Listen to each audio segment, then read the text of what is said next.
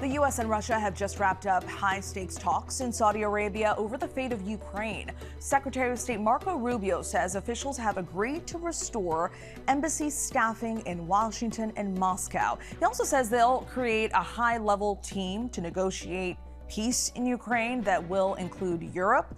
The 5-hour-long talk ends a period of about 3 years since President Biden and Russian President Putin met in Geneva before Russia invaded Ukraine. Foreign correspondent Britt Clennett joins us now for more on this. Britt, thank you so much for joining us. The U.S. and Russia have just agreed to try to end the war in Ukraine without Ukraine at the table. How significant is this?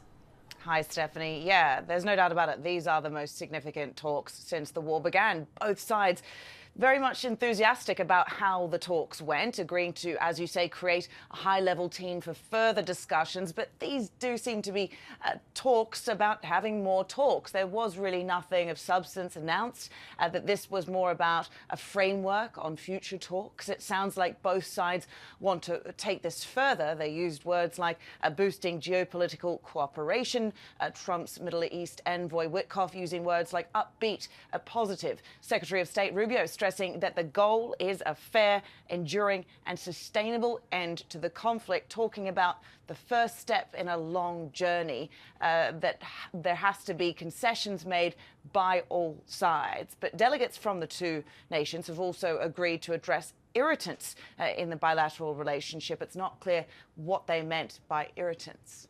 Yeah, and as you said, this has been quite the journey. Secretary Rubio says ending Russia's war in Ukraine will, of course, require concessions from all sides. You've mentioned this. And he also said the European Union will be part of the talks. So is there any indication that Ukraine will participate in negotiations going forward?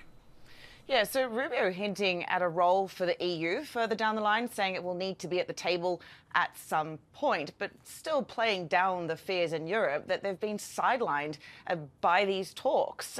We have heard from Zelensky, who's in Ankara in Turkey.